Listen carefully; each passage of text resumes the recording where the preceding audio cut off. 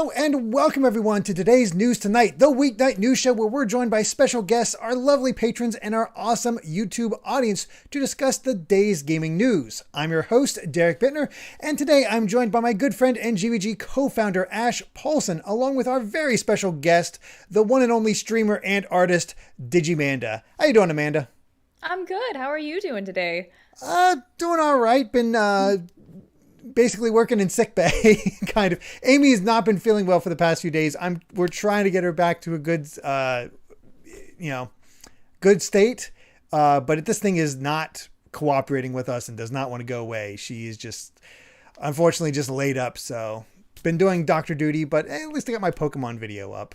What about you? I really hope that she feels better. I really do. Yeah, man. I hate that for her and for you, man. Mm-hmm. Yeah. Well, we're taking care of her, and like I said, at least I've been getting work here and there done, so it's all good there. But yeah, how have you been doing, Amanda? I'm doing well. I've also been kind of dealing with a lot of stuff like that. I work with kindergartners, and we've had a lot of COVID cases. Oh, and good. It's not been a good time. No. Jeez. We've had 19 teachers have called out in the past 2 weeks, and it's like all hands on deck. Oh, man. Yep. Dear. That is rough. My wife works in the school system too, and she's had to deal with a lot of that stuff, COVID risks and such, and it's a mess. My heart goes out to you because I see what she goes through, and I know you're going through the same. And my heart goes out to you, and thank you for everything you do. Working with kids, it's very important. It really is. And it's so sad that a lot of these kids just aren't getting the care that they need. It's just not the same experience now. It really isn't. No, it really isn't. Yeah. It's so different between last year and now this year, and trying to make it work. Yep. But it's rough, and hopefully things get back and going, but I don't know. It's hard to say. Before we get too far in, I do want to extend a very happy birthday to our patron and community member, Geeky Griffin. It is their birthday today. I was just searching for that. Happy birthday, Geeky Griffin, because I was going to do the same. So I saw it. I was like, hold on, let me go and sit and see. But yeah, happy birthday. Welcome to the show. And unfortunately, most of the stories are not great. This has been a kind of a bad news day. Yeah. So it's a bit unfortunate in regards to that. But you know what makes us all feel good? Our sponsor, The Game Orb, is a YouTube channel that brings commentary and gameplay footage from the Nintendo Switch and Xbox Series X gaming systems. While they are still running Let's Plays of Splatoon 2 and Super Mario 64 from the 3D All-Stars collection, they're also adding new games like Sonic Colors Ultimate and Roller Coaster Tycoon 3. Also, there are now shorter videos and a playlist called The Game Orb Minis for clips that are highlighted. So be sure to subscribe to The Game Orb at the link in the description, as well as their friend, the Galactic Reaper. And they are currently sitting at 365 subscribers. We are slowly gaining, and that is awesome. We are so close to getting them to 400 subs. And I appreciate all the support from Game Orb and all the support given to Game Orb. So, yeah, just love fest all around, and that makes me happy. It really does. And I did just pin links to both their channels in the chat as usual. So please do go show them your love, check out their content, and subscribe to the Game Orb and Galactic Reaper. We really appreciate it because they have done so much for us. Absolutely. The Game Orb has been supporting us from the very beginning. So thank you so much, Game Orb. And let's help you take over the world, man. Yeah, let's hope so. Okay, well, before we get to our first story, we do have a few super chats to cover. And first up is from, oh gosh, your pin is actually blocking it for me, Ash, because it was the first thing. It's a Nerds Ramblings, I believe. Nerds Ramblings, thank you. Yeah. But it says, hey guys, with a $20 super chat, thank you so much. Says, hey guys, gotta study, but game dev school is going well. And also, Sonic Twitter has teased Game Awards stuff hours ago. Genuinely excited for the Game Awards this year, spending it with a group of friends with pizza, which sounds like a pretty great time. And no Game Awards stories today. I did see the Sonic stuff, but there wasn't quite enough. Like, it was on the cusp of being something we to talk talked about it. Yeah. All we would have been able to say really is, hey, Sonic Frontiers website. Guess what we talked about as a possibility in our Game Awards predictions discussions? Sonic Frontiers being at the show. So that really would have been the long and short of what we could have said. But with that said, go check out our Game Awards predictions because they just went live on the channel this morning. So yeah, and we do talk about Sonic. So yeah, check that out. Check out my feelings on Pokemon Brilliant Diamond Shining Pearl, which to be honest is kind of like, well, you see that the Rosalina emote from Mario Party. It's pretty much yeah. You were saying that you did kind of like a just overall deconstruction of the whole experience you had with it. You were just kind of like, It made me realize just how much more the old remakes have done and how little this did. That's very fair too. I definitely I didn't even buy this game. I haven't bought a Pokemon game in probably 2 generations. I think the last one I bought was Omega Ruby. Oh, okay. For the last remake. One it was. Yeah. Mm-hmm.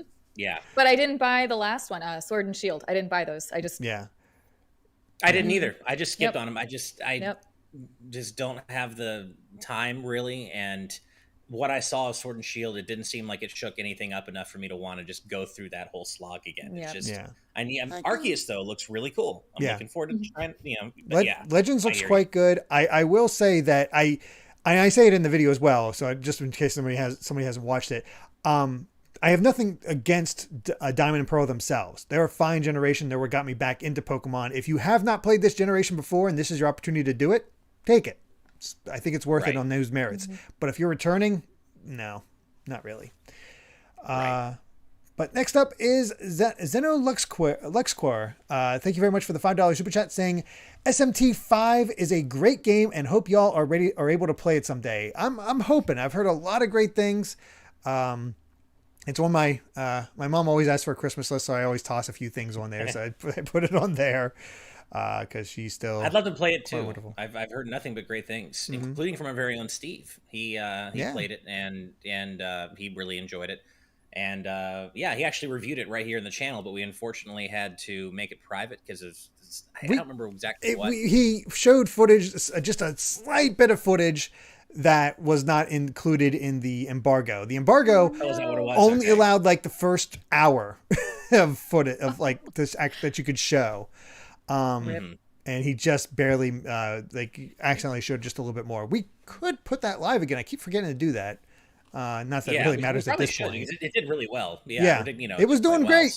But I know he was saying that it was in the service of trying to showcase more interesting areas from the game, because he was mentioning that the first hour or so, visually the game's just not very interesting, like the setting of where you're at. So it was for a good purpose, but it's just unfortunately kind of Atlas can be really weird when it comes to those. Have you checked out SMT5, digiMANDA?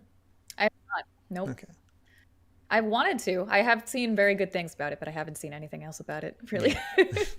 Right. Yeah, that makes sense. Next up is Mwape Mulenga with $2 super chat. Thank you so much. And I got a little song for you. digiMANDA, Digital Amanda. digiMANDA is a champion. Amanda is a champion. I love that. That is the pun, by the way. I am not just Digital Manda. The pun is that it's Digimon, digiMANDA. Oh, okay. I love it. Mm-hmm. That is great. digiMANDA. I love it. digiMANDA. Nice. I wasn't sure because I know your name's Amanda, so I just digiMANDA, of course. Anytime I raid, it's always DigiRaid, Digital Raiders, so I like that. Oscar Navarro with a $5 super chat saying, just proposed to my girlfriend on our 10-year anniversary. Woo! Hope there are good vibes all around. That is awesome. That is amazing. Oscar. Congratulations. Hell yeah. And I'm hoping it's your fiance now, not girlfriend. Right, right. That's you didn't say how it went, but I assume you wouldn't be telling us how it went if it didn't go well. So congratulations, and I really hope good vibes all around, right? Yeah. Also, that's wild. It's proposed to my girlfriend. Now I'm watching TNT. Yeah. But no, thank you very much, and we're very happy for you. Good vibes all around, man. Absolutely, congratulations. Also, 10 years. That's a long time. That is a very long time. My God. Skull Kid Tiger with a $5 super chat saying, hey all, been a while. My partner is also a sub for our district, so much love. Is Digi short for digiMANDA?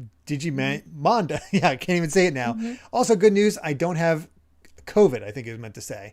So yeah, we confirmed that with Amanda, and congrats on no COVID. That is very good news. It's always a good thing. Really happy to hear that. And thank you so much for the love, Skull Kid Tiger. Glad to hear you're okay and healthy. Yep, exactly. Ellen Wilkinson with a £2 donation saying, will Digimon Survive be at the TGAs? I'm going to guess no. I want it to be, though.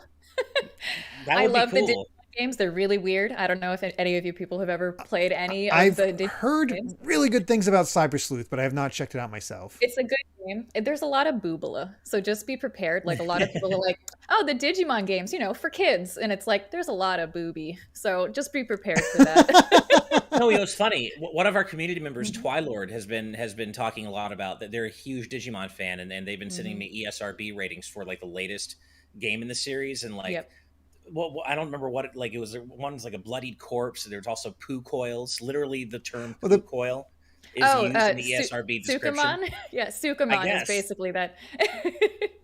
Yep, he's just poop.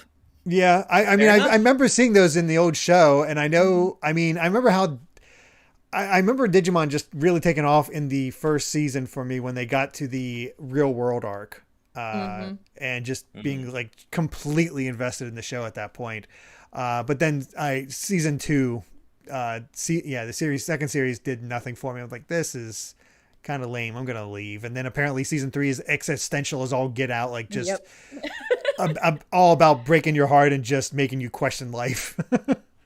Well, speaking of making me question life, the Irish Jackomon in our patron chat says, I want to say there's a Digimon called Numeron that shoots pink poop, which is seriously fucked up in my opinion. Yeah, and mine too. I don't want to know what made that poop pink, but good to know. Maybe not good to know, but It's a lot of shrimp in the diet, maybe. Like red food coloring. Oh, man. Oh, dear. All right. Real quick, I got... 2 more super chats and we're going to move on. First up, Retropolis Zone with a €2 donation. Thank you so much. Just saying big ups for Amanda, which I agree. Big ups. Oh, yeah. And thanks, Michael. and I'm guessing, I mean, that's fair. Yeah. Good friends. And then Klaxon with a $1.99 super chats just saying Chrono Cross, which thank you very much for that segue. Because let's go ahead and bring up our first news story, our really only good news story, but here we go. It's the one I'm the most excited about. Exactly. Same. So, out of nowhere, at least for me, there's a crossover between Another Eden, The Cat Beyond Time and Space, and Chrono Cross, which seems like it's just weird, but a lot of the people that worked on Chrono Cross also work on this game, which I did not know this, but apparently it's also on the Switch. And I tried to look up a little bit about this game because I had never heard about it. And it seems like for the mobile type game, it doesn't fall into the trappings of, having time bars and other stuff like that. Yeah. It's actually pretty decent. So yeah, this is kind of awesome. Makes me much more interested in the game. I'll say that. It's so weird to me because nobody was like scrambling for a Chrono Cross anything. And like, it's such a weird, like, it's so rather great. Niche. I don't know. It's so strange to me. I had actually heard about this before, Another Eden, and knowing that Masato Kato, who was so, formative to Chrono Trigger, it also served as the scenario director, scriptwriter, and concept artist for Another Eden. And I had been informed before that there are some pretty overt, references and Easter eggs in Another Eden for Chrono fans. It's like a spiritual successor almost. There's a playable frog character named Glenn. Literally. I saw him in the trailers. I'm like, man, they know what they're doing putting that frog there. And I knew about him, but what I didn't know, I was reading up about Another Eden over the weekend. There's also a scientist character named Dr. Ashtier who looks like Luca. It's the coolest thing. Okay, we might need to check out this game, Ash, because my God. I know. I didn't know it was on Switch though. That actually gets me super hype. I thought it was only on mobile. I was looking it up and I saw available. I don't have my Switch near me to check it out, but yeah, it's apparently also on Switch. So that's definitely exciting. I can't believe this. Like, they went all out. They have a almost gameplay trailer, and then they have like a movie trailer for it, which almost exactly recreates the opening of Chrono Cross, which, I love Scars of Time. That is one of my favorite songs of all time. And God, this gets me into it. It's just like, yes, let's go. What baffles me the most every time I hear Scars of Time is like, is that a MIDI file? Like, is that like MIDI? Like, I don't understand. To me, there's like, you can hear plucking, there's just like beautiful violin notes. I don't know. To me, it's like, how did they do that? It is amazing. I'm very excited though. Same. I am such a massive, like everyone here, I'm such a massive Chrono series fan. And Chrono Cross didn't get enough love when it first came out, and it hasn't gotten enough love since. I mean, you know, it's obviously a cult favorite, and the people who love it really love it. I count myself among that group. But in general, it is so harshly judged by what it doesn't do compared to Chrono Trigger that it's just not fair. It's like, no, Chrono Cross never got its fair shake. It is a great game, irrespective of Chrono Trigger, and I think it's also a great sequel to Chrono Trigger, aside for some pacing issues. But, you know, once you get to that point, it's great. And I think the one problem I've ever had with Chrono Cross was just how many characters there are, so it doesn't feel like anything's truly individualized, because there's like what, 60 characters? I usually say 40? A trillion, but 40. I think it's about 40, but it's still too many. I agree. And it definitely takes the focus away on the story important characters. I completely agree. Jet Set points out, however, and this might be why we didn't realize it was on the Switch. Jet Set says another Eden is not available on the US eShop. Oh. So I think it's also available on Steam. Is it available on the US Steam? That's the question. I'm trying here. Yeah. But I've long heard that this is a game I need to check out as a huge Chrono fan, and I would still like to, you know, especially now that we're doing this crossover with Chrono Cross. And man, seeing that trailer with the updated character models, and we were talking before the show about how they're going to be voice acting now. Like, this just makes me want. Even Surge has a voice actor, which I didn't expect, because he does not talk in the game. He's the silent protagonist. It'd be like if, well, all right, Chrono does talk technically in Chrono Trigger, but only in one specific part in like a weird, but still, it's very strange to have the silent protagonist suddenly be like, here's your voice. Well, and without getting too into the weeds, I don't know exactly what, you know, story content this crossover is going to cover, but Surge, I don't want to spoil anything, but there are reasons that Surge would have a voice actor. He does technically kind of talk in a way, but again, I don't want to like, you know, go into the context or anything, because it is very, you know, central to story spoilers and such. But just seeing these character models and seeing these updated visuals, it makes me want to remake so much. And we may actually be getting that too, you know, given recent, you know, news and rumors we talked about right here on TNT, in terms of a remake or at least a remaster potentially being in development. But it's so cool to see Chrono Cross being in any way relevant again in 2021. Like, who would have thought?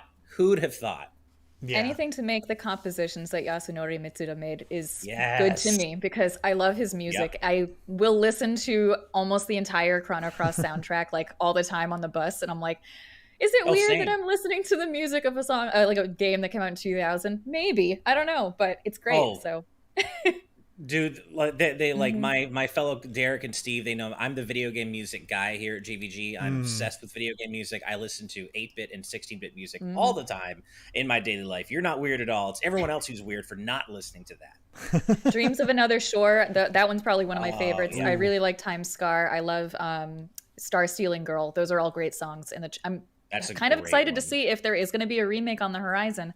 If they remake those songs, or if they keep them the same, kind of like they did with the Ocarina of Time remake, because, you know, Ocarina of Time, when it was remade, they didn't change any of the music either. Right. I really wanted them to. Yeah. Dream Watch of Time is definitely one of my favorites. But the one thing I'll say is, if we're getting a Chrono Cross remaster, and hopefully Mitsuda would be supervising the remix soundtrack. I mean, I think he's involved in this. Right. No, I believe he is. And but I'm just saying, I would be okay with giving him a second chance at the battle theme. Just like scrap the existing Chrono Cross battle theme and just try something new. That's the one part of the soundtrack I'm just like, man, I don't know what happened here, but it didn't land for me. But yeah, according to the Gematsu article, Mitsuda and Nobu Teruyuki are overseeing the project. And I was basically trying to just do a bit of research here, because I was like looking up the actors. So Surge is played by Ashton Frank, Kid by Sheena May, and Harl by Shazia Nichols. And I can't find crap about any of them with what they've done in the past. Like they are, I think Brand the new. Harl voice actor like maybe did some Jurassic World stuff, but as far as Surge and Kid, I really can't find much. There's, like Ashton Frank doesn't even show up. It's another actor who does like Gumball voices. What? Yeah. Amazing World of Gumball and other stuff. Like he's been in a bunch of other games, but he doesn't go by just Ashton Frank. It's something else. Like Ashton is like his middle name. I don't know, but I like what I heard. Yeah. Yeah.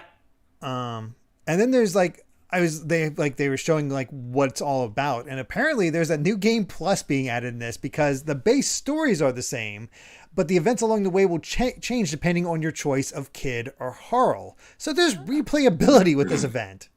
That's very similar to how it is actually in Chrono Cross too. Yeah. Because there's a very pivotal choice that happens there. Yes, yes, indeed. And it's so. Go ahead, Derek. I was just saying, when replaying the same branch, you can skip to just before the next scene, except for some parts. So it's like they're making it very efficient, and it makes me really, really interested. I want to check this out. It's just so wild to be seeing any new Chrono Cross assets, art, character models, anything in 2021, and it just makes me so happy. I love this game, and of course, especially Chrono Trigger so much. And speaking of the whole remake angle of things, though, Derek, you pointed this out before we started, but Ixbrand in our YouTube chat posted up above before we started talking about this story that data mining from the mobile crossovers beta has a message that states, and I quote, "in honor of the remaster" or something like that. So it's pretty much confirmed at this point. I mean, I hadn't seen that myself. Yeah, I hadn't seen that about the data mine, so Ixbrand will just have to take your word for it. But if so, that is so exciting. And I just want to see what it is. What level of remake is it? Is it a full-on remake? Is it a remaster? Is it something in between? All I know is it's Chrono Cross, and it's Square acknowledging that the Chrono series exists, and it's something that they have in their stable, and they're doing something with it. Finally. I know, seriously. Yeah. It's almost been like Chrono Trigger and Chrono Cross have never existed since the DS remake, basically, right? And that was it. Exactly. In the Steam release. I looking at this, the campaign only goes until January 10th. So honestly, not that long, about a month for all of this. But so theoretically, if that message is in there, we should find out within a month. And right. I don't know. We'll see. And with the groundswell happening, maybe we will get that announced at TGA. Maybe Chrono Cross really is going to be at the TGA. Who knows? Oh God, I hope so. Yeah, that would be so exciting. You will see me pop off in our reaction streams if we get a Chrono Cross remake at TGA. 100%. I wonder why they would prioritize Chrono Cross versus Chrono Trigger. Because everybody's played Chrono Trigger. Yeah, I find that to be interesting. Why? Maybe, yeah. I mean, yeah. I would hope because Cross is good, and it's never been re-released. The best you could do is the digital version on PS3. That's the last time you have another way of buying the game. So right, I don't know, man. But why not? If we can get a Legend of Mana remaster, why not Chrono Cross, right? And then let's extrapolate from there and go right down the line. Parasite Eve, Xenogears. Brave Fencer Musashi. Let's get it all, Square. Just bring all those PS1 classics back as remasters. Please. It's get them all. I mean, we got a Saga collection. Right? I've never spoken to a person that played Saga. Maybe one or two.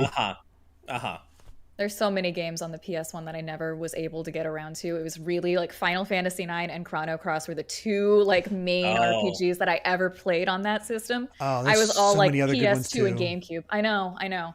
FF9's great. Yeah, my favorite one. Yeah. Oh, hell yeah.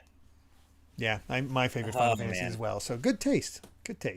And of course, Derek, we're folks like Captain Kostia and Young Min Kenobi in our live audience patron chat are talking about a Dragon Quest XI style remake of Chrono Trigger, which we've talked about. Oh yeah, before. Perfect. That'd be interesting. Oh man, I think it's so good. It's so good. I think that would be the only way to do it, because it would be very difficult to do it in a Link's Awakening kind of way. If they were to try to do the 2D style but 3D still, Nah, I don't think it would work as well. Like I think the only options are the 2D HD or DQ11. Yep. Right. Now it'd be a lot more resources.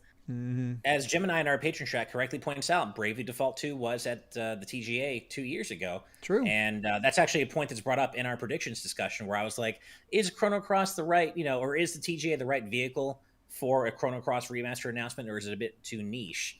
And that's a very good point. I wouldn't say Bravely Default is it's just as niche as Chrono Cross. Yeah. In my opinion. So if Bravely Default 2 can be there, why not Chrono Cross? It's a good point. Yep. Exactly.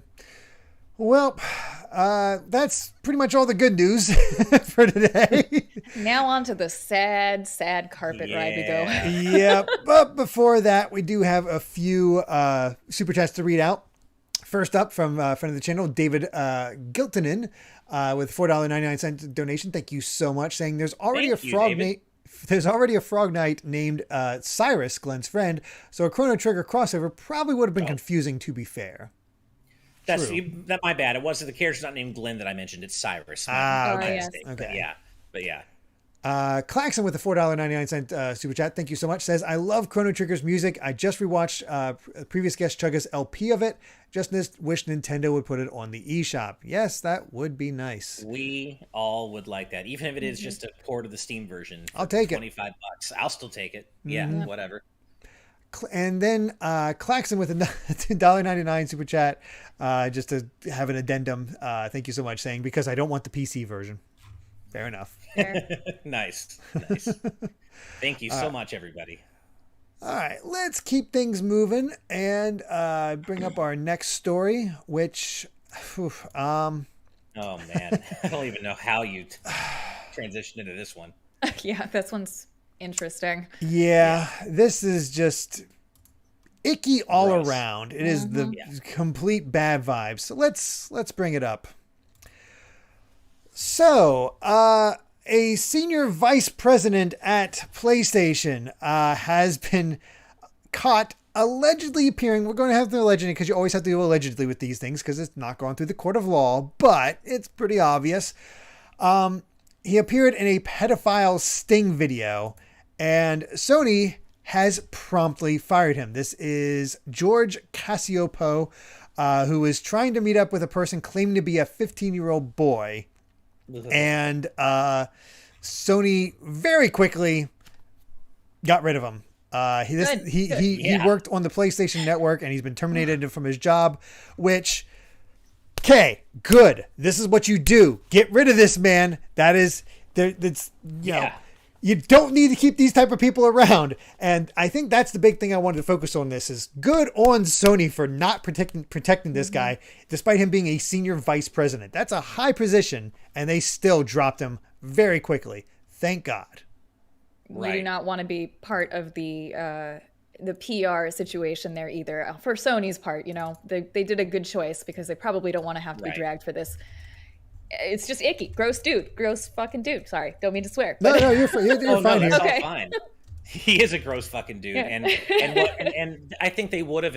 Obviously, they should have and would have done this no matter what. But to add insult to injury on the corporate side of things, the dude was wearing a PS5 shirt when he appeared in the video. Yeah, and that's even worse. That's even worse. To appeal to the kids. Like, you hook him up with a PS5. I guarantee that was a line. I guarantee that was. Ugh. It's so gross. Not only that, but come on, dude. Any other shirt in the entire universe, right? Why the one for your job? Could not. It's very strange. Ugh. Yep. Yeah, and so I guess he was speaking with someone on Grindr that he thought, as you said, Derek, was a 15-year-old boy, was actually a decoy, and I mean, thankfully it wasn't actually a 15-year-old boy he was talking to, or any child. Thank God. He was talking to. But this is just good on Sony. I can't imagine they ever even considered there being any other way to deal with this. Fire the guy and move on. There's it's indefensible. It's completely indefensible. Why even just drop the guy and move on, because this is so fucking gross. I just hope that it's something that can actually be taken to court, because unfortunately with these kinds of like sting operations, usually it's not something that's even like an offense of any kind, because they could just be like, oh, I knew he wasn't actually 15. Like, yeah. But then they got the messages back and forth supposedly. So okay, well maybe I don't know. Let's hope for the best there. But yeah, but here's the exact position: Senior Vice President of Engineering for past 8 years. So and this is all affected by a YouTube channel called People versus Preds. I had never heard of that channel prior to this story, but I'm glad that it exists, and I'm glad that it's they're doing what seems to be good work. They caught this asshole, so good. Yeah, it's just so gross. It really is. So, no reason to linger on this for too much longer. Yeah. I agree. It's gross. He sucks. Good on Sony for getting rid of him ASAP. A couple other companies could take a lesson from this. And let's go ahead and move on to something a little sillier. Thank you, Bongo Lover. This is why I kept you for the $5 Canadian super chat. Thank you so much. You got our own personal meme here, because Bongo wants to know, hey, digiMANDA, do you drink Danimals? If so, what flavor? Be prepped to hear a Danimal announcement at the Game Awards. Kojima reveal Bongo Stranding. Interesting. I used to drink Danimals as a child, and I really liked the strawberry banana flavor. Okay. I assume working with kids, you were familiar with Danimals, and yes. Mm-hmm. It became a thing after the Sonic crossover, where that the mascot could appear in the Sonic mobile game, and it just kind of grew from there because it was just so weird. They've kind of were popularized in the late 90s. I don't know. Does anybody remember Go-Gurt though? Go-Gurt I do. I do remember Go-Gurt. I never had it, but I remember. Never bothered with Danimals, but did try the occasional Go-Gurt. Honestly, the yogurt I had as a kid, definitely still not good for you, is the Trix yogurt. Yep. Mm-hmm. Yeah. That's just sugar in a yogurt container. It really is. Yeah. It really is. But I mean, this is also the era that, we had Dunkaroos, which literally, here, have a cookie, dunk it in pure fudge. Yep. Same thing with Pixie Sticks, which is just, do you want to have sugar? That's pure sugar. Just sugar. I saw so many awful things about Pixie Sticks in middle school. Do not do this, but they were treating it like other powdery objects. Oh, like... You mean like sniffing it, basically? Yes. I've heard of people doing that. Yeah. And people get nosebleeds in their various colors. Idea. That's terrible. What's a horrible idea? Yeah. Why would you do that? I saw this. It is a stupid idea. Mm-hmm. One kid had a blue nosebleed for like 2 days, probably. Oh my God. Bad idea. That would make me so uncomfortable. Like that's not funny or cool or cute at all. Or maybe I'm just too old for that to be funny, cool or cute. But I don't know. They were middle school. You'd think they'd know better, but no. Believe I feel me. like I did in middle school. Yeah, exactly. But I also middle school I consider the worst time. Like middle school was way worse than high school. Mm-hmm. Fair enough. Uh-huh. Yeah, I taught 5th and 6th grade last year. No thanks. I went right back to kindergarten. I was like, I'm going to go right back to the babies. They're so innocent. They're so innocent. Yeah. Oh, God. All right. Lizard with 81288 with a $5 super chat asking, what do you guys think about the Sony discrimination lawsuit as well? I think I missed that. So yeah, I didn't see anything about that. Yeah, I looked it up because I saw that super chat, and I guess we missed this, but a former PlayStation employee is alleging gender discrimination in a lawsuit. And this was from a couple of weeks ago. Oh boy. Yeah, basically it's a former employee named Emma Maggio who joined the company in 2015, filed a lawsuit in California accusing Sony of violating the United States' Equal Pay Act. She is alleging that she had to communicate with a male supervisor about making changes to a project she was working on through a male intern, but neither responded to her nor another high-level female employee. And it goes into more gender discrimination about like unequal pay. It's the whole. It's the lineup that you see. It's the laundry list of it, unfortunately. So. what is there to say that what we think about it other than it fucking sucks? It's the same as the Activision Blizzard stuff where it's just gross and it should not be allowed to happen. Unfortunately, these kind of people are just getting positions of power. They have that power structure, and hopefully things are done about it. It becomes a terrible look in the same vein as pedophiles. Maybe don't treat women like this. Treat them equally. I don't know. Seems like a good idea. No shit. But yeah, it doesn't look as though that anything has happened with this yet. There's, like I said, this is from a couple of weeks ago, so I'm not sure. They're still facing the lawsuit. Yeah. If it hasn't even come to the point where I've heard about it on Twitter, then people probably aren't making enough of a big a deal about it than it probably is right now. So yeah. I mean, we didn't hear about it. Weirdly enough. Mm-hmm. Yeah. Next up is, who is Bowser Jr.'s mom? I love it. A fair question. Man. $5 Australian. Thank you so much. Saying, hi, GVG gang. First time caller, long time listener. Thank you very much for what you do. Love from Australia. We're love to Australia. I mean, I kind of love Australia considering I'm, with one. With an Australian. I was like, you're with Australia? Yeah, with an Australia. She represents all of Australia.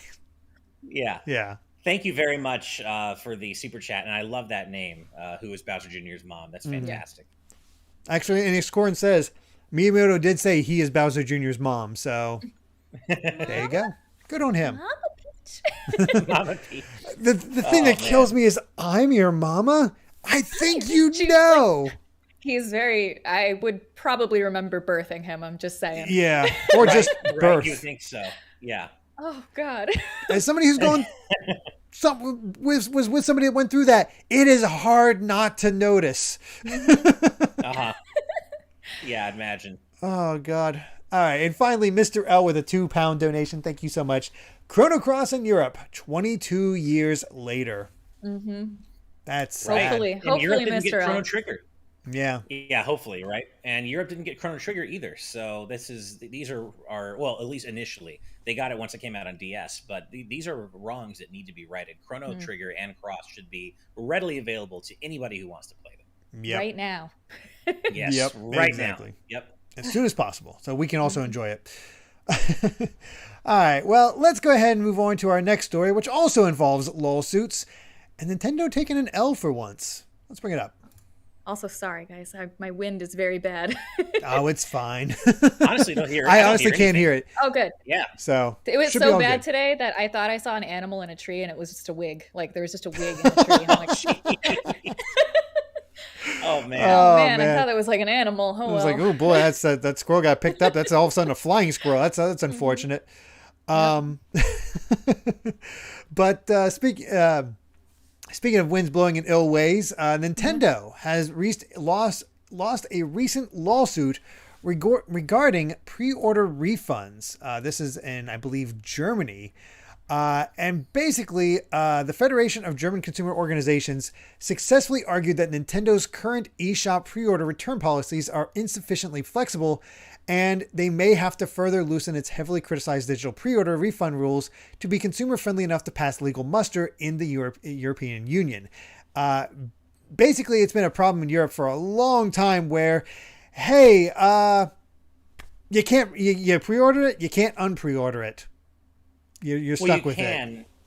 But only up to 7 days before launch. Mm-hmm. And right, okay. It was argued in its German court that wasn't fair, as folks can't play the game to test it ahead of release, and the judge agreed. So this, it may be seen as a negative story just because it's, it's a bit of a downer for Nintendo, but I think that's good for consumers. Oh, yeah, it's definitely good for consumers. Yeah. And that would be wonderful if that could happen anywhere else, because Nintendo taking a loss is kind of like, you guys kind of deserve it right now. I don't know. They've had some, everything that's been going on with the controversy around like the Nintendo Online's, like the Nintendo 64 situation and how pricey it is too. Oh my God, they deserve an L right now. Well, just one.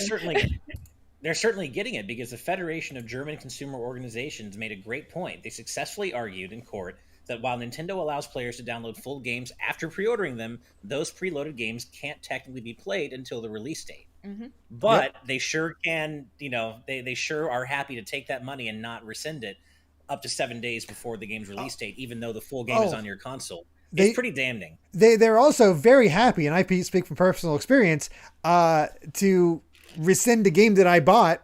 That there was a mess up, and I was able to play early, and they decided to take away that ability to play it early. That was with Neo, right? Yeah, it's for Neo: The World Ends With You. I don't know. Did you hear about that, Amanda? Where there was a glitch where if you pre-ordered Neo: The World Ends With You through the eShop through Square Enix, and you would get sent a code. That code was actually the full unlock code allowing you to play right away, rather than have to wait for like a pre-order type thing like this. And so I did that in order to be able to do coverage and maybe try to get it on time for when it comes out for everybody else. But Nintendo took it away. Like they made it impossible for me to actually play the game. Wow.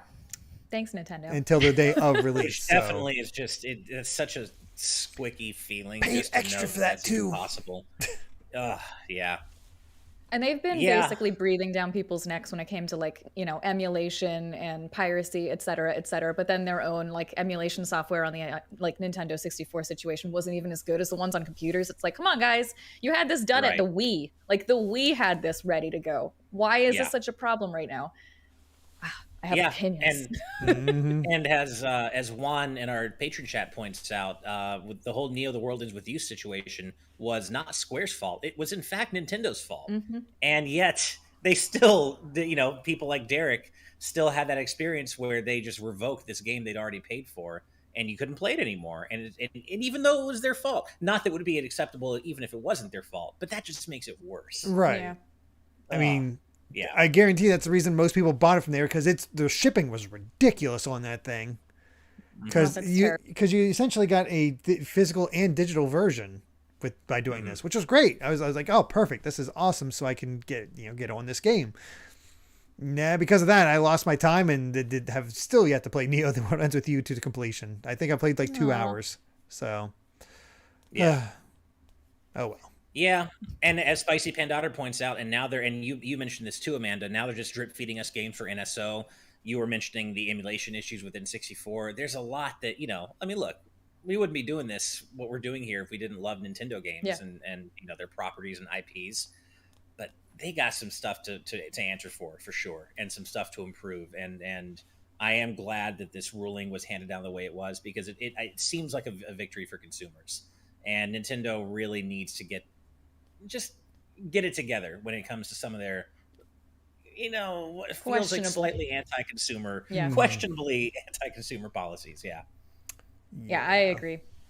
I feel like they've gone in a very strange direction in like the last, I don't know, maybe like 10 years when it came to their consumer priorities. I don't know, maybe that's just me, but things have been going in a weird direction recently with Nintendo. And somebody in the chat pointed out, they're kind of like Disney.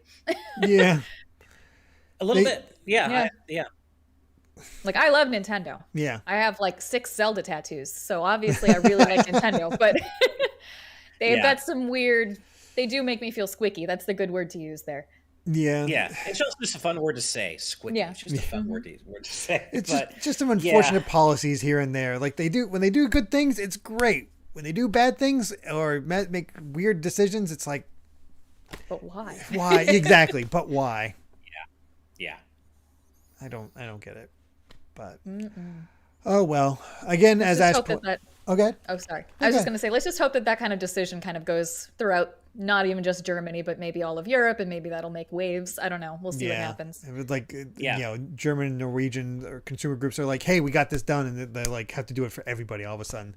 Be nice. I do hope that it leads to some sort of worldwide, change on that front in terms of their policy with digital pre-orders. Yeah. But, I'm not holding my breath. Change like this usually takes a long time. So even if things are trending in the right direction, I don't expect this to actually turn into policy for a good while, if it does at all. Right. Yeah. I mean, I think this whole thing took like 2-3 years to get to this point. So, yeah. Yeah. Actually, January 2020. So this has been almost 2 years. Almost 2 years since it began. So, oh well, it's just we'll see. We'll see if Nintendo gets taken to task and fixes this, but we'll see. Did the other companies have that policy? Does Sony and Microsoft? Because I honestly, I personally don't know because I don't pre-order digital games. I don't either. Sure. That's the thing is I just don't. Yeah. Steam has a policy where if you've played under like a specific amount of time, you can refund a game if you don't like it, which I think is primo. Yeah. I kind of wish it was a little bit more time because I think it's like 2 hours, but it's just like, this is just not the game that I wanted, and you can just refund it just directly. They don't question you about it. There's no like process really. You just kind of go like, I didn't really like it. Thanks though. I mean, to be fair, you can usually tell with a bad game whether you don't like it in 2 hours. Yeah, that's true. But I've also seen instances where that goes too far the other way on Steam, where people will, like play and finish a really short game and then just get it refunded, but they enjoyed the experience. Right. I can't remember the name of the game, but there was some Japanese indie developer was recently run out of business because like they released a game on Steam that people liked. It was well reviewed, but it was also really short. And so people were like in bad faith finishing the game and then just refunding it because it took less than 2 hours to finish. And it's like, that's some crap. Come on. Then that just sucks. Right. Yeah. So I guess, it can also go too far the other way. Mm-hmm. Especially with indie developers like that. Oh yeah. That's terrible. Yeah. Yeah. Yeah. I like the cheaper prices of indie games, but it's also one of those things where we need to start increasing their prices. It's like a good art. Or just finding some way to protect indie developers. Yeah, it's like good art. I mean, I can't imagine, I guess just because of the way my mindset is, but if I'm paying for a game that, maybe it's short, but if I enjoyed it, I couldn't live with myself to like request a refund knowing I fully played and enjoyed this person's game and they're not getting anything for it. That's so gross. Why would you do that to somebody? Yeah, it's really dumb. Yeah. And I'm being told in the patron chat that with Sony and Microsoft, you have until it basically releases. So day of release. So you still can't play it in advance though and decide if it's for you or not. No, you can't. But yeah. Like, let's say your money situation goes badly and like the day before, it's like, well, I can't afford this anymore. At least you can still cancel it in that case. Right. So as somebody who worked at GameStop, at least it's better than that. Where you go back in and you're like, I'd like to return this game. And they go, well, it's been open. So I'll give you like, I don't know, $4. Okay? Yeah, exactly. Pretty much. Yeah. That was an experience. Oh, I'm sure. I am sure. I had a friend that worked at GameStop that I think they would open up some of the new games and let their employees play them, and then they'd just be listed under used. Yep, that was 100% a policy that they could do. You could open up completely new games and put them in the used section after they bring them back. Yep, I remember. I've heard that never happened when I worked at GameStop during the holiday season one year, and it was hectic. I think that they didn't allow during the holiday season. It was every other time of year. Yeah. Mm-hmm. Yeah. I worked there for, I think, around a year, and I worked in, obviously a pretty decently sized store. I was right outside of a college, but it was like, God, it was terrible. Just some of the policies and like hi, thanks for calling GameStop where we buy and sell used games. Today we're taking pre-orders for Assassin's Creed 3. How can I help you today? Like long spiel. Yeah, I know that. It's like, I just want to ask a simple question. Please get your spiel over with. I know it's not your fault, but seriously. Yeah. Right. It's funny, as an aside, this just reminds me completely randomly because we're also talking about Chrono Cross today. When I worked retail at GameStop, I'll never forget it. I felt so bad for this kid. This kid who's probably like looked to be 15 or 16 came in with his mom, and they were apparently from a very, very religious puritanical household because, mom was talking to me in front of the kid, in front of the teen, like, hey, we don't let him play anything that's like, no thematic content, no violence, they were very strict. No boobs, please. And so they asked me to, right. And the kid really wanted to play Chrono Cross, and she was asking me if it's okay for a religious household, and I was like, well, I mean, there's probably it's not the most, it's not a violent game, and it's certainly not a sexual game. Mm-hmm. I think it's okay, but I'm also not a religious person, so I can't tell you, but I think it's okay. But here's your return policy. You can come back. And the next day they came back saying it was one of the most horrifically disgusting and amoral games they'd ever played. And I'm like, what? But it's Chrono Cross, for God's sake. I mean, I get that. Yeah. Okay. Some of the character designs are maybe a little bit sexualized, but I don't know what makes it so amoral, but it's just the fungus man. Fungi. Yeah, I guess that's so. what made it so bad. Fun guy. But this woman was going off in front of this teen, and you could see he was like so awkward and kind of standing off to the side, and I felt so bad for him. I'm like, oh, you poor kid, man. Ugh, yeah, it was a shame. I loved carding people. I tried. Because, like, any of those mature games, you had to have an ID, and I just loved like the sadness that would like descend upon somebody's face, and they were like, I gotta get my dad for this. Right. Meanwhile, my mom's like so okay bad. with me playing Parasite Eve at age I think it was 14 or 15. She didn't care. Me too. Yeah. My parents didn't care either. She's like, give me the highlights. Here's what it is. All right. You think it's okay? Yeah, I'm fine. Okay. Right. You're fine. Well, and Mr. L pointing out in our YouTube chat that JRPGs play with Christian imagery a lot, and you're totally right. But this is Chrono Cross. Yeah, Chrono Cross does not. If she had come up to me, if she had brought me Xenogears, I would have been like, no. Yeah. I get this for your super religious there is some downright nudity in Xenogears. Yeah. Opening cutscene, she be done. Exactly. True. Chrono Like Cross, that, I don't know. that's I a don't know why butt, this and is this game's coming out. Yeah. Hey, there's some promo art of A Link to the Past where Link is worshiping Jesus. That might be nice. Oh, there you go. Oh. Well, pretty weird. remember there's that little animation in A Link to the Past when he's trying to get into the desert palace and he has to use the Book of Mudra and he's like does the whole thing. It's like a whole siding thing, and it's like it looks very much like I don't know what it's called because I'm not religious myself, but the whole the signs of the cross. Yeah, that one. Those signs. I don't know. It looks a lot like that. Yeah. Mm-hmm. Raised Catholic, unfortunately for me, but I was never a religious person, but my parents were. So gotcha. I was fortunate enough that my family preferred sleeping in on Sundays. Oh, nice. So thank God. Nice. Yeah. All right. Let's see. Before we move on, Nadia Brenner with a $5 super chat. Thank you so much for that. Saying, hey guys, glad I finally can finally tune in live again. Hope you are having a wonderful day. Thank you for what you do. I appreciate y'all. Well, we appreciate you. Well, always appreciate you. Thank you very much, Nadia. Thank you that means so the much. world to us. Thank you. Mm-hmm. Late Night Sprites with a $2 super chat. Thank you once again. Saying, lawsuit results summed up. Dough I missed. Mario 2021. Dough I missed. Nice. Stuart with a €5 super chat. Thank you so much. Saying, really enjoying the content, folks. Regarding eShop ruling, it is enforceable across all of the EU, so yay. So it does help all of Europe. Hell yeah. That is good. Yay. Whether it crosses the Happy to hear pond. that. Thanks, Germany. But yeah, thank you. Who knows? Yeah. But and thank you for the kind words, Stuart. We really appreciate that. Absolutely. And then Claxon back once again with a $4.99 super chat. Thank you so much for all the support. Saying, the other upside with Sony's pre-order policy, you can see if there's a bad review before the game is out. That is also true. So that's something then. Yeah, for sure. Yep. Perfect. All right. Well, let's really go. Informed. Well, let's go ahead and move over to the fourth story of the night, which it's Activision time. Yay!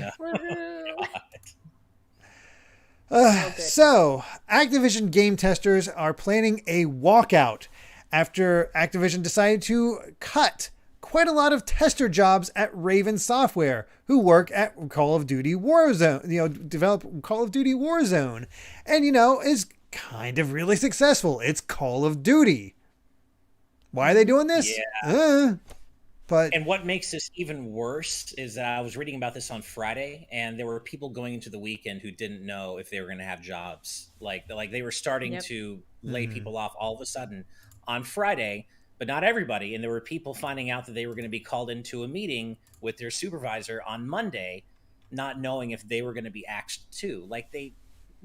Obviously, baseline, this is fucked up, and fuck Activision Blizzard.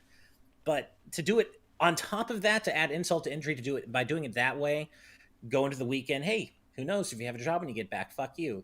God damn, why does Activision Blizzard continue to get worse and worse? It's so frustrating. Oh, yeah. I found a story here that says one of the Raven QAs affected by layoffs was trying to get disabilities accommodated by asking not to work overtime, and it was denied.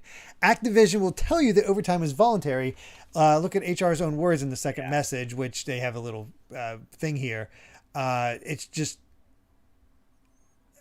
while the business is still unable to remove you from the required overtime hours as a workplace accommodation under ADA, we invite you to work with your healthcare provider to discuss the option of an intermittent leave under the Family Medical Leave Act. I understand you will reach 12 months of service with the company on October 8th, 2020. This will deem you eligible to request unpaid job-protected leave entitlement under the Federal Leave Act. Yeah, and I was reading the part of the article that says that Warzone generates $5.2 million a day. Mm-hmm. A day. Like, that's more money than I will ever see ever in my whole entire life, and they make that much in a day. And according to the email to the management, it shows no sign of slowing, and people are just losing their jobs for arbitrary reasons now. And it's like, interesting. I'm very concerned. Yeah. It's so demoralizing just to see that, no matter what people say, no matter how people organize, and no matter how hard people try to make things better, shit like this just keeps happening. They just plug their ears and don't care and keep on making all that money, and then just fire people for bogus reasons or no reason at all.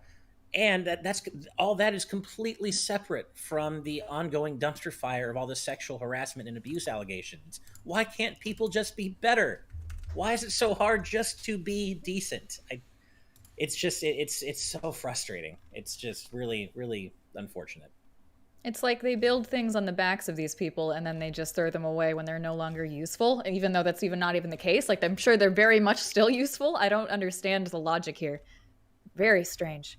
Very, very strange. Yeah. I saw some stuff. I'm trying to find it. Of course, we got this walkout in sort of to get more details, which are, they're protesting this, trying to get it to stop. And it looks like a dozen game testers were the ones that got cut. And the walkout is to demand that they are offered full-time jobs. So it's nice to see that the other workers are sort of rallying around them and trying to make this a thing. It is, oh God, it's just so gross and terrible. It's just incredibly, and oh, go ahead. Sorry. I was just going to say, this is why gaming unions, they need to happen. Oh, it absolutely needs to happen. Absolutely. Oh, here we go. This, I was like, I know there's an extra part of this that is even worse. And I was trying to find it because it was from a few days. It was from Friday, which we missed this. Wait, it gets worse. Because these layoffs are happening after reportedly being promised raises by Activision. Oh, God. Yep. Oh, yeah. Yep. Well, that's what happened that's what TB Skyen just said in our latest super chat. Oh, okay. I missed that. I'm sorry. Oh, okay, yeah. TB Skyen with 50 Danish krone. Thank you very much. Saying what makes it especially heinous is that Activision was promising the workers increased pay and stringing them along right up until they got fired. God. Yeah, and the Activision Blizzard's third quarter profits were higher than they were in 2020. They are making so much money, and I mean, that's why it's why we a lot of times when we talked about Activision, the people are concerned like how do we support the developers, because we need to buy their games in order to make sure they're paid and show that they don't get laid off. This kind of proves it does not matter with Activision. We kind of just have to hit Activision itself where it hurts, because the developers they don't care. Yeah. And I have a friend who's working for Activision right now, and he was just like, I don't understand what to do. Like, there's nothing, like he's going to be participating in many of the walkouts, and it's just like, that's good. All you can do at this point. Like, really unfortunate stuff, but you got to do what you got to do. Yeah. I have not talked about him much because I just, it's his business. I don't want him to, have to discuss anything like that. I know he's against all of it, but it's just like, I can only imagine being stuck in there and seeing all this crap happen around you. Well, of course, you've got to support your family. Like, if you've got, a wife or a child, or even like you're trying to support your own home, you've got to work. Like, you can't just be like, it's so difficult because there's people taking your money hostage. And it's like, well, teachers have this situation going on too. Like, we're in the same boat. I think every position in the entire world right now is basically in this very similar boat where just people are just kind of getting walked right over. Yep. is we're starting to get these workers to rise up, but is also getting these executives like tightening the noose even tighter and making it harder. And it's just, hopefully things will change, but it's oh God, just the more you discover about this, and I apologize. I got so worked up, I forgot to change us back over to our own cameras. So I'm so sorry about that. Oh God, I don't know why. Healthy dose of optimism, and then like a pretty big dose of realism, and then you put those two together, and then you're a pretty well-adjusted human being, and you hope for the best. Yeah, it's all you can do at this point. We need to figure out a way for more people to care. You know, obviously people like us care. Some other enthusiasts care, but your typical Call of Duty Warzone player isn't going to give a shit, and that's where they make so much of their money. And but how do you hit them where it really counts, which is their pocketbooks, when that's the case? It's just people need to care about the plights of other people on a wider scale. Empathy is what it comes down to, but we have such a lack of that just in general, not just about gaming, but just in general. There's another I think aspect to this that we don't really think about much, because we think about everybody being our own age and being able to make that decision, maybe see the news, care about the news, that kind of thing. But a lot of these games that make a lot of money, kids play. Oh yeah. And believe me, a lot of my students do. Even like third graders. I teach like some groups of kids, and I'm like, you guys really shouldn't even be playing this. This is probably not good for your brains right now. But but like so many of these kids are like, Mom and Dad, put my thing on their credit card so that I can like buy anything that I want on any of these games that I'm playing. And it's like, well, you are, actively supporting it, but you don't know what you're supporting, because you're not able to really understand what the news is behind all of these purchases, and you can't make these informed decisions. And so it's a lot of their money. Yeah. And even if they don't make the purchases, it's like, how do you sit a kid down and be like, okay, these companies are doing something morally wrong and you can't play your game right now, but I want to play my game. Yeah. They don't. You can't break that down in a way that makes it so that the child understands, because it's just like, well, it's a fun thing that I do. How people make that? Like, I don't understand. Like, so it's very difficult. It is very difficult to have those kinds of conversations. But if it makes you guys feel any better, a lot of my students just play Among Us. So that's good. Yeah. Well, that's nice. That's nice. That is nice. We haven't heard anything awful about them. Yeah. Yeah. Oh gosh, it is a wild aspect, and maybe it'll improve, maybe it won't. Hard to say. Gotta hope it does. Yeah. But let's go ahead. Talking about it's all we can do. Yeah, just raising awareness, seeing what happens, and going from there.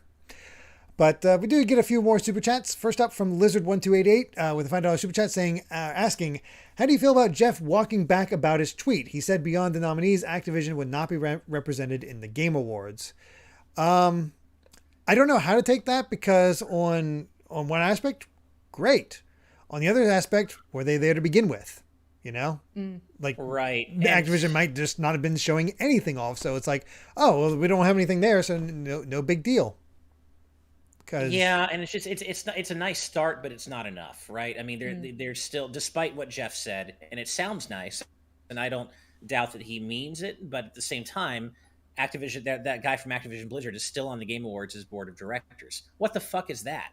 Like, either go all the way with it or don't. You can't half-ass this. I saw it was shown there's an Ubisoft guy, there's an EA guy, there's Epic Games guy. Like, the board is filled with these big wigs representing their company's interests. So he's, I think, kind of tied by the money.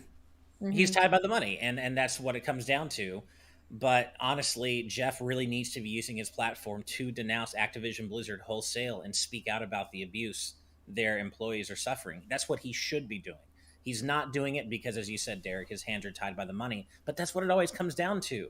That's what it always comes down to, and it's so frustrating. But I will stop short of saying that it means that Activision Blizzard's games, none of their games should have been nominated, only because those games aren't made by the suits who are abusing everybody. They're made by the people in the trenches who are being abused, and their work deserves to be recognized. Unfortunately, the vast majority of the profits for that work being recognized go straight to the suits. It's all such a fucked up situation.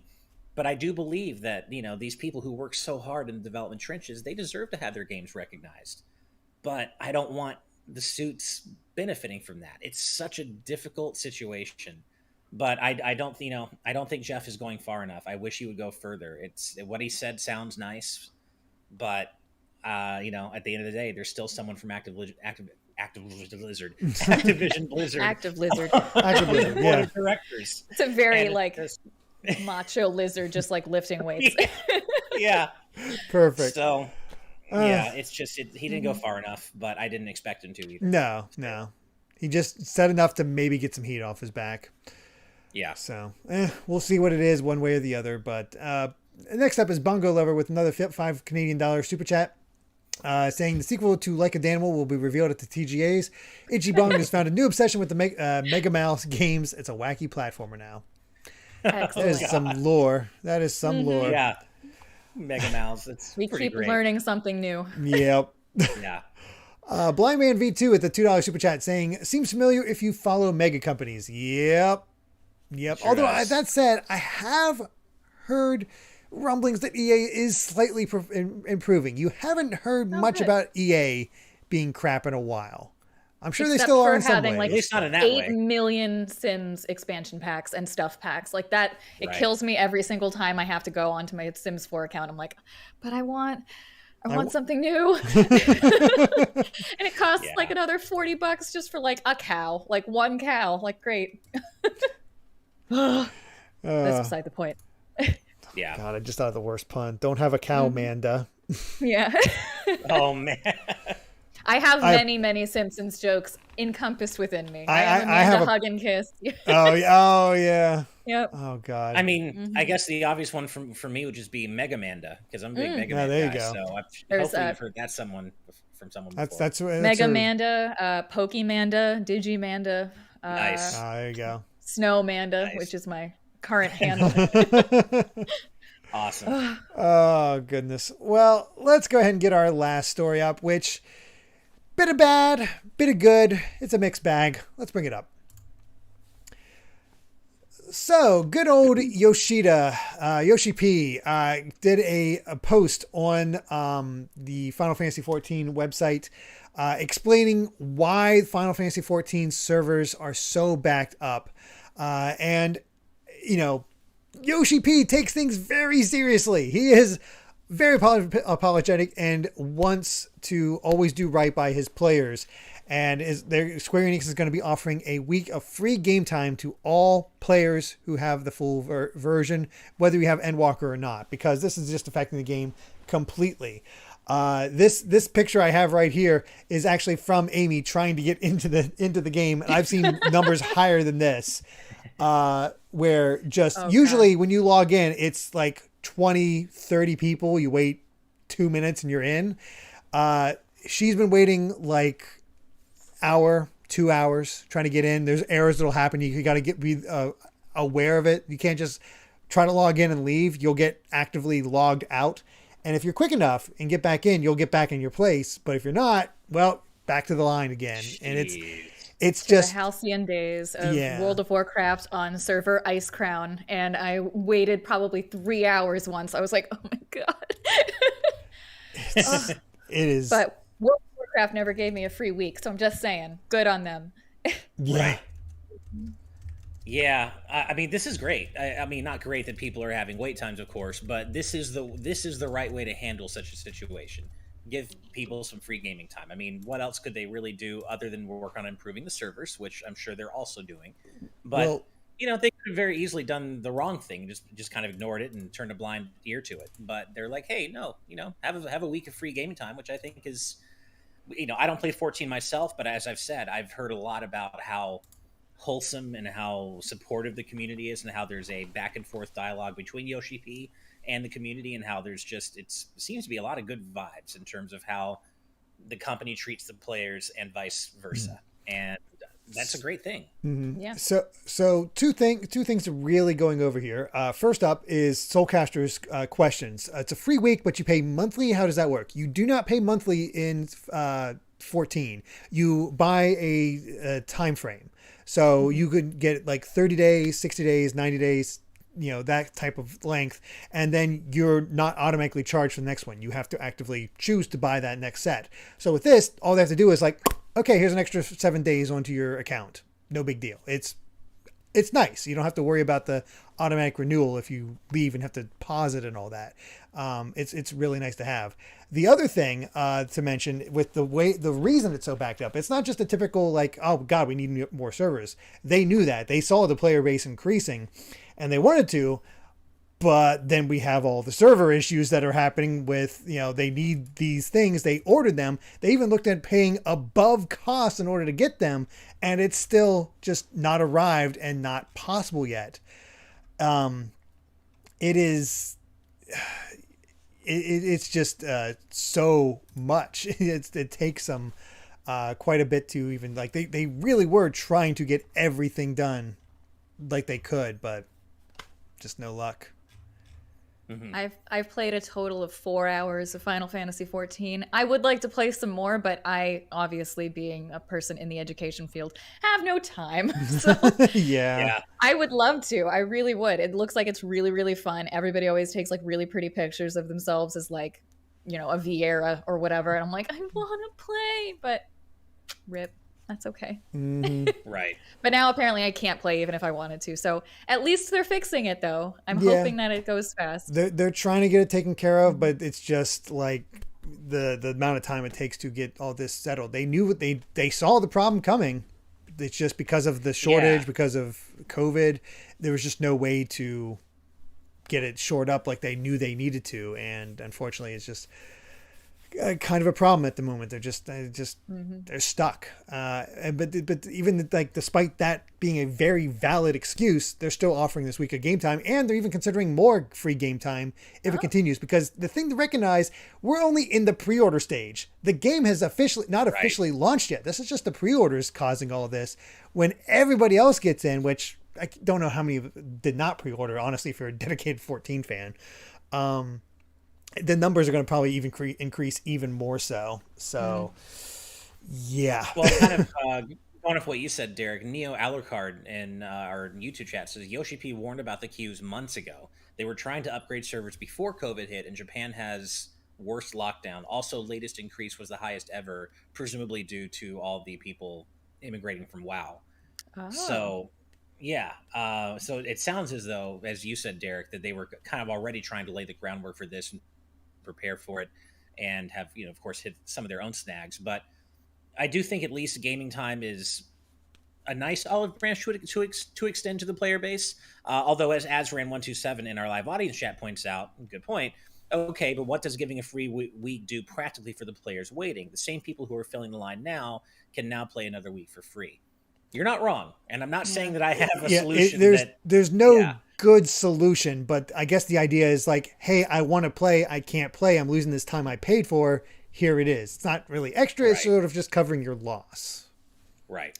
That's how I kind of view it. Well, that's unfortunate.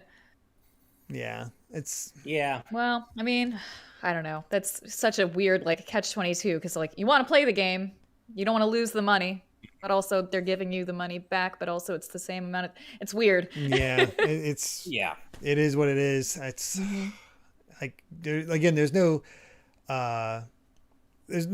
good way around it, but recommendations, if possible, early mornings. Early mornings are your best bet to get in relatively quickly. Late at night, it's definitely a little tougher, usually around 3,000, but try to avoid those peak hours as best you can, and just sort of set up a movie or something while watching and keep an eye on it. So yeah, I'll keep that in mind, that if I want to play in the future, that I should like boot it up probably around like, I don't know, I'll get home, like get some lunch, 12 p.m. and then come back to work and then go back, and then it's okay. Yeah, there you go. Well, we may even know where all this congestion is coming from, because Top Dog in our live audience patron chat is saying that she's the final boss, that she's actually the villain here, and is the one causing all of this. But I mean, I suspected, but right. No, she's kidding. She says, but Top Dog, you're so sweet and innocent. You can't possibly be the final boss. You're right. Random person in the audience. I was joking. She couldn't be the final boss. She's too nice. Come on. Yeah, exactly. Yeah. yeah, it's it's unfortunate, but it is what it is. But I've heard people enjoying Endwalker, so that's nice that people have gotten in there and gotten to play, going through it. I mean, anytime there's a new DLC or expansion pack or whatever they're called, I don't know, for any MMO, it usually is like this. So I can't fault them for it. I remember when I was playing World of Warcraft back in the day, and they came out with the Blood Elf expansion pack. I forget what it was called. Oh my god, it's been so long. But and there was lines out the wazoo. I cannot remember even how long I must have waited, but I had some serious login time on World of Warcraft. I think when I checked last, it was 362 days I had played. Oh my god. In hours. It was oh my god.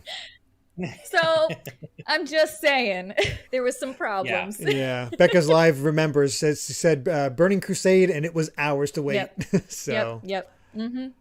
Yeah. Oh god.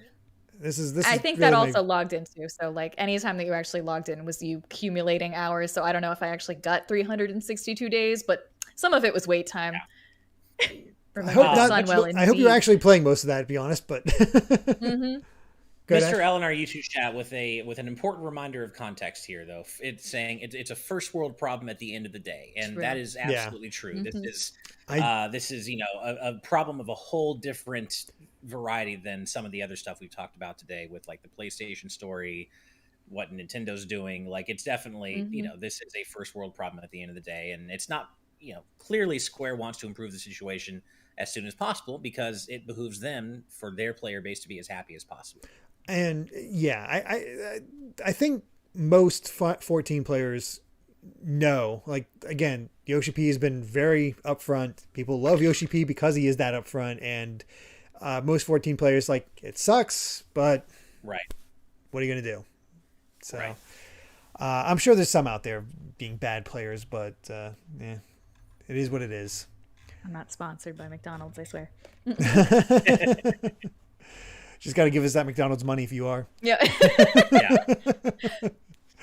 Oh, gosh. All right.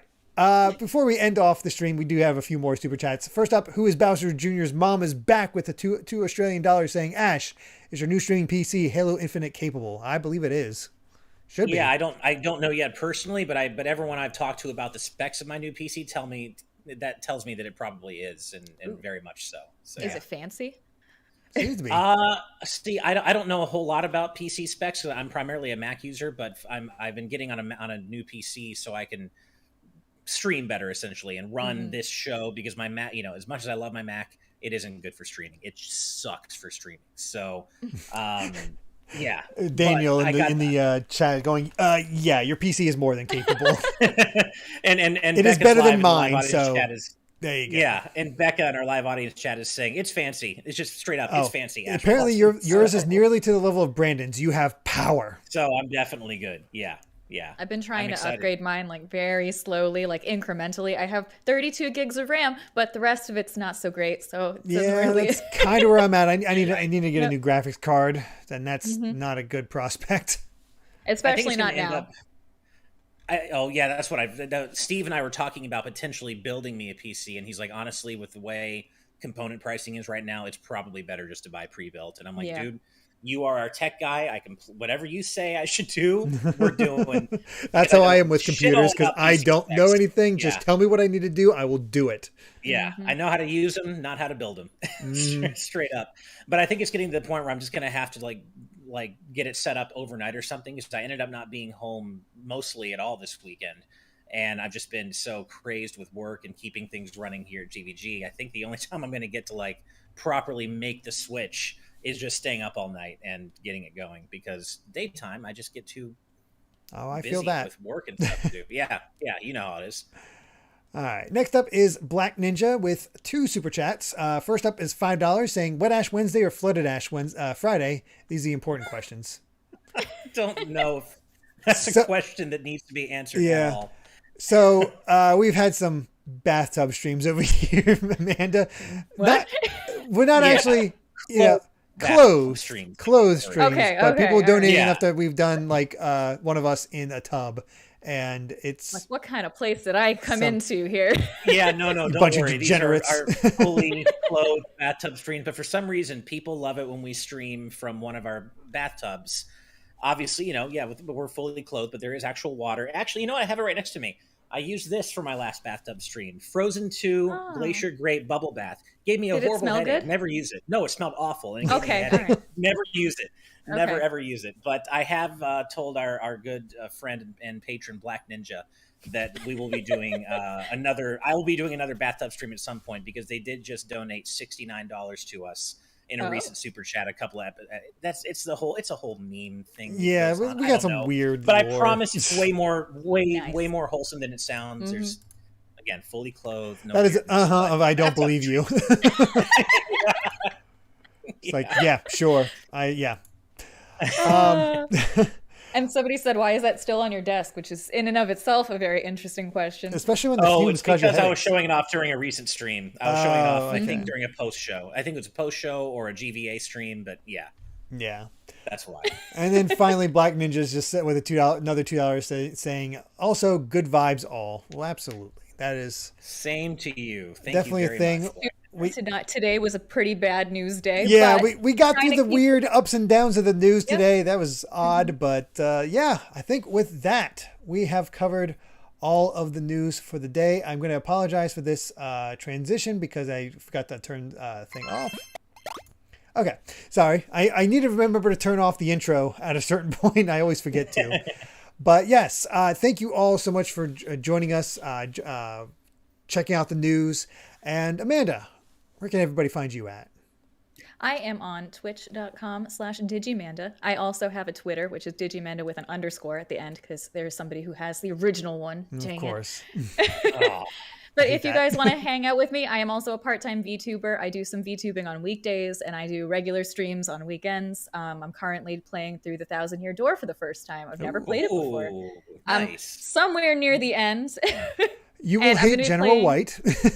Yeah. And I'm going to be playing Halo for the very first time also. Never played it before. That'll be interesting. Yeah. Cool. But yeah. Amanda does good work. Definitely check her out.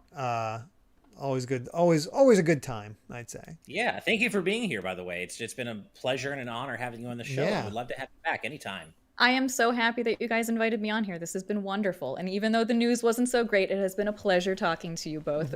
We got to talk about Chrono Cross. We did. That's all that matters.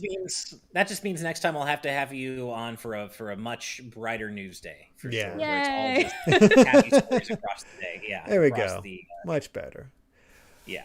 So, yeah. But thank you both. Of course. But of course, we also need to thank our patrons, big and small, for being there, supporting us, and just, bringing those good vibes. We really could not do all this without you, and just all your support. Really couldn't. Really means a lot. And of course, an extra special thank you to all of our producers. Hold on. He was like, I get to set. Here we go. There's the producers. Thank you all so much for your continued support. Without you, thank you very much. This show just would not be possible. And just thank you so much. Really means the world. And of course, an extra special thank you to our executive producers and above. And I forgot to pull out the list of executive producers, but I'm just going to read it off my little chart here so I don't get behind. So, dance away, Ash. Brandon Bovia, Rob Arman X, Fangs, Dan and Twistle, Z Patty, Hyrule Hermit, Sky Blue Flames, Eastman 23, Adam O'Sullivan, Octopuppet, Richard Herrera, Michael Phone, The D-Pad, Vesmio, Waffle King, Romsky 113, Critter XD, Kitty Kong Facts, Angel Martinez, Vedran Hotik, Joshua Hunter, Evernight Studios, Benny Yao, Azran 127, Black King, Pagrama, Geller, Joseph Rutkin, Titus Malvolio, Geeky Griffin, Lucky Wonderfish, Kyle, Top Dog 23100, Young Ben Kenobi, Doug Shomix, Andrew Medeiros, Orem M, Becca, Rox the Cat, Killamox, The Legend of Groose, Eddie B, Kai Ed, Kit Fisto, Kenneth Lee Stingle, Deaneth, Coda, Sci-Fi Lullabies, Michael McCall, Matthew Wong, Goran Amber, Straightlace, Justin Matthews, Hoobie, Too Much Spaghetti, Mega Conrad, Ascaron809, Rioner, Ditto M, Captain Finlandia, 60 Minutes in 60 Seconds, Nathan... Sorry, I got it split off.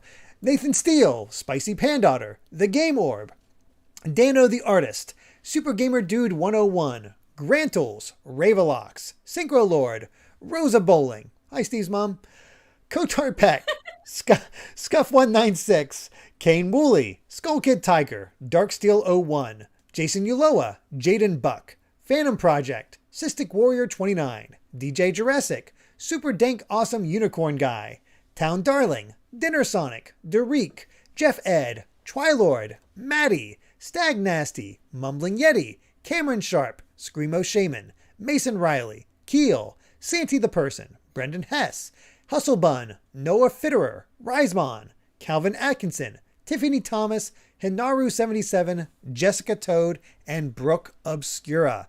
Thank you so much. Woo! Sorry for the little mishap there, but hey, we got the list and got all of you involved. Thank you so much. Plushies are flying everywhere. Don't know what's happening.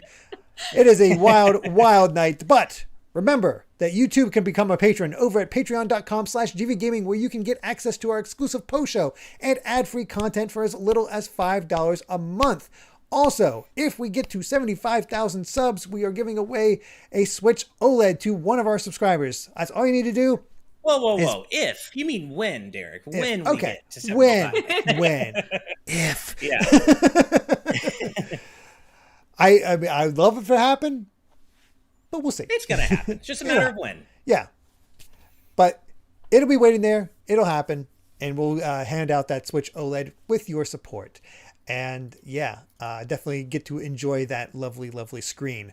But thank you all so much for watching. And if you like this video, be sure to subscribe to Good Vibes Gaming for more good times like this and at Switch OLED. Until next time, good night and good vibes. Bye. Bye, everybody. Bye.